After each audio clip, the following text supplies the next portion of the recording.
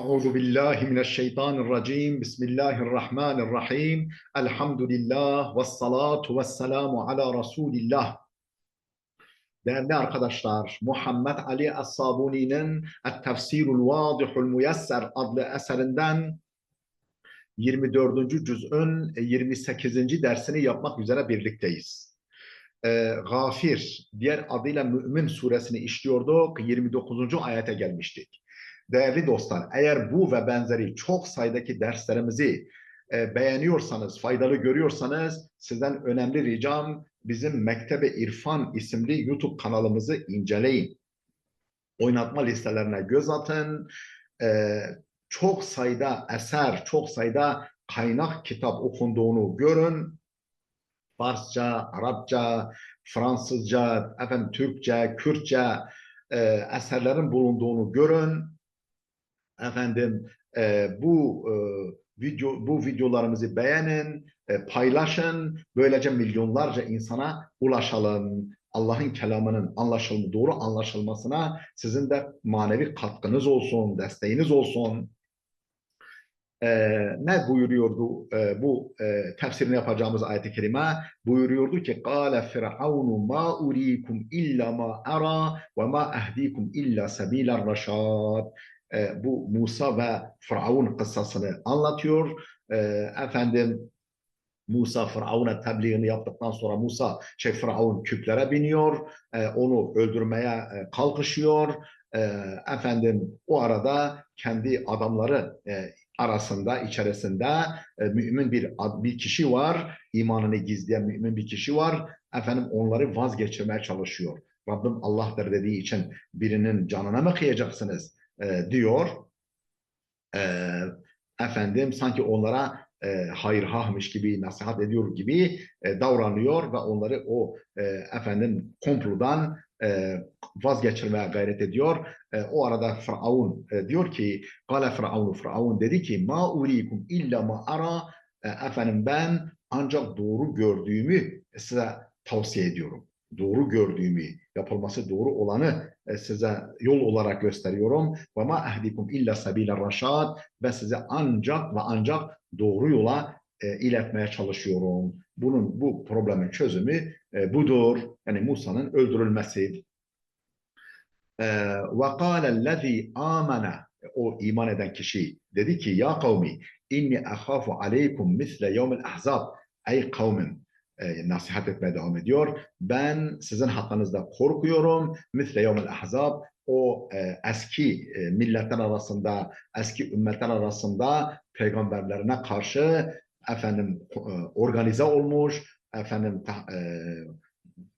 birlik olmuş kimselerin başına gelenin sizin de başınıza gelmesinden korkuyorum diyor. Devam ediyor, örnek veriyor. Mesela da'bi kavmi Nuhin ve Adin ve Semud. Nuh kavmi, Ad kavmi, Semud kavminin tutumu gibi tutum sergilemenizden dolayı onların başına gelenin gelmesinden korkuyorum. Vellezine min ba'dihim, kavm Nuh, Ad, Semud ve onlardan sonrakilerin adeti gibi, tutumu gibi tutum sergilemenizden dolayı onların uğrayacağı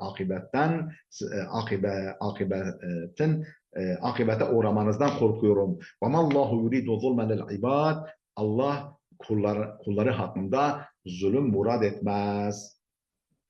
Ve ya kavmi inni ahafu aleykum yevmet tenad. O feryat ve figan günü. Yani kıyamet günü ve o feryat ve figan günü veyahut da o azabın gelip çattığı zaman, Allah'ın deprem, taş yağmuru falan gibi musibetler karşısında insanın bir feryat ve figan koparma gününden korkuyorum sizin hakkınızda diye devam ediyor. Mealini verdik. Şimdi kaldığımız yerden tefsire geçiyoruz. Ve kâle kaldık burada kalmıştık. Ve yestabiddu bihil ceberut ve tuğyan ve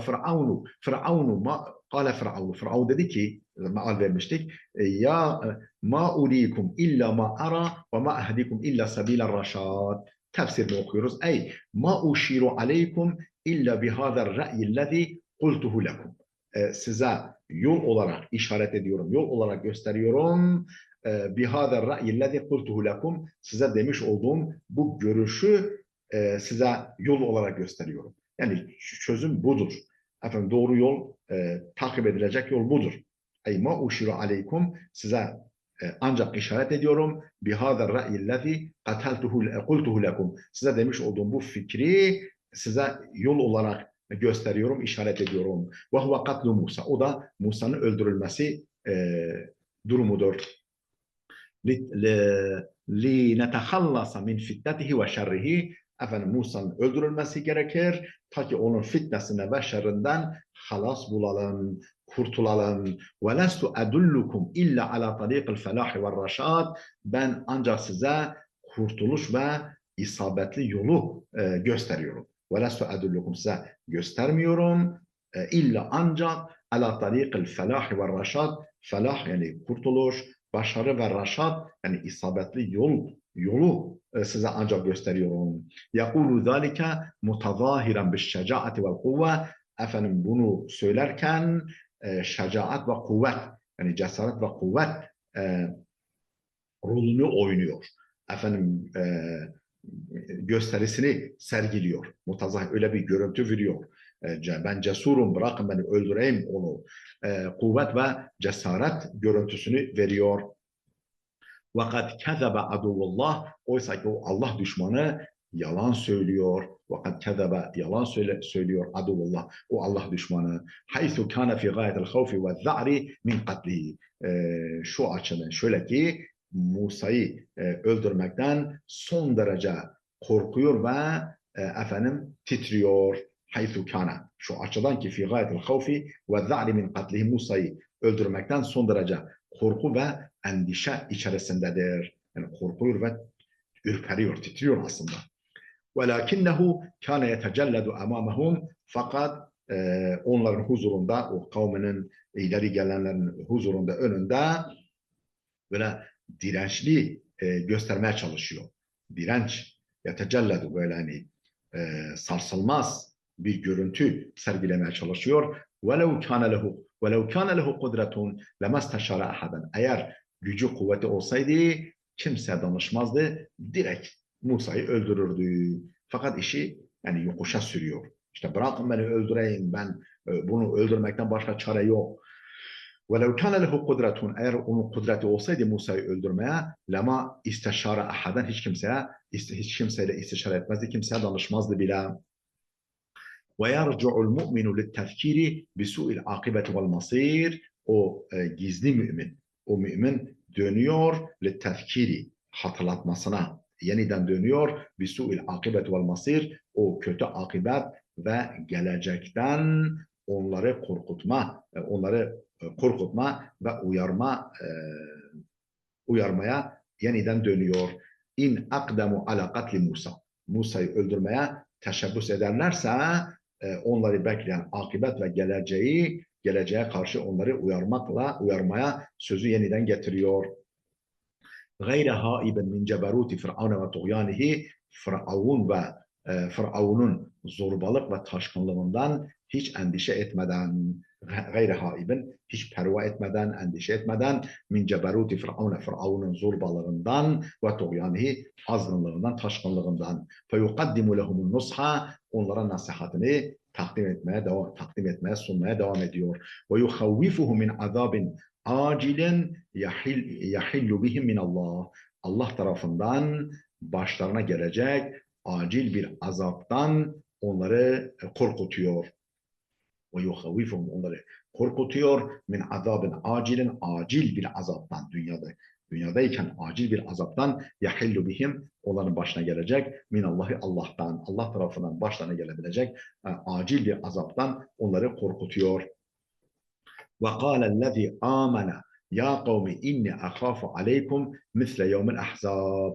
O iman eden zat dedi ki, ya kavmi, ey kavmim, inni ahâfu aleykum, hakkınızda korkuyorum, sizin için korkuyorum. Misle yevmil ahzab, o peygamberlerin karşısında gruplaşan organize olan kimselerin günü gibi, yani felaket günü gibi bir günden korkuyorum sizin için. Misle da'bi kavmi Nuhin ve Adin ve Semud, efendim Nuh, Ad ve Semud kavminin adeti gibi, onların başına gelen, onların tutumu ve o tutum sonucu onların başına gelen durum gibi bir günün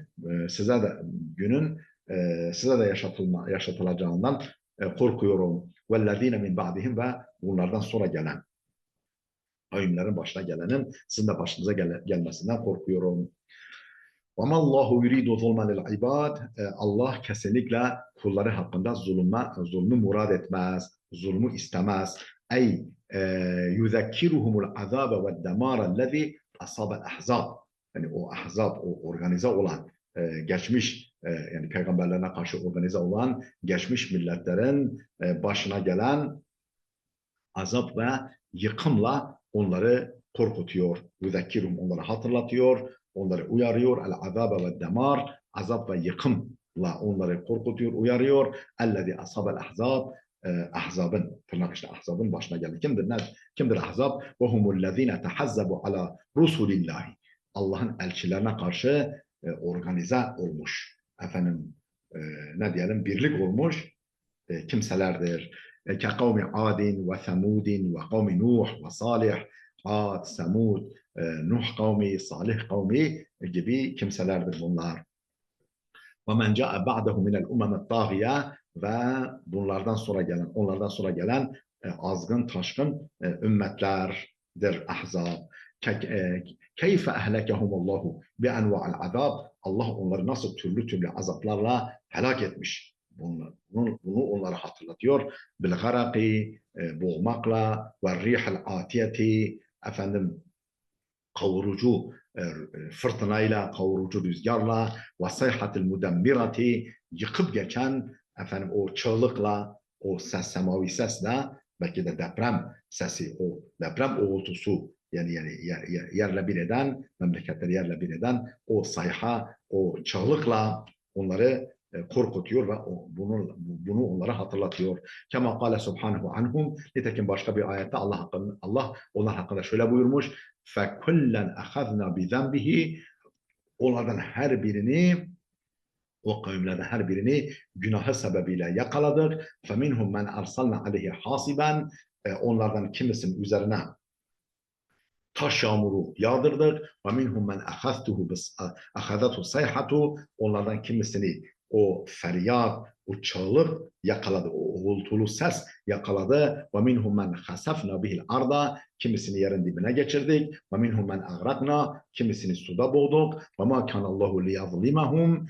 Allah onlara zulmedecek değildi. Allah onlara asla zulmetmez edecek. Velakin kanu enfusahum yazlimun. Fakat onlar kendi kendilerine zulmediyorlardı. Thumme yuzekkiruhum azaben. Sonra yine o mümin kişi kavmine, yani Firavun ve adamlarına hatırlatıyor. Azaben eşedde min azab dünya azabından daha şiddetli bir azapla onları uyarıyor, korkutuyor.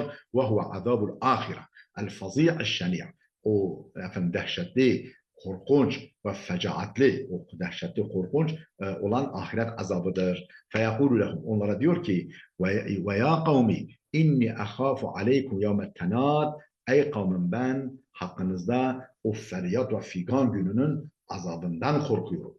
O feryat, yani efendim mahşer meydanında, efendim herkesin canının derdine düştüğü, herkesin birbirine seslenip ama birinin diğerinin sesini duyamadığı o günün azabından korkuyorum sizin için.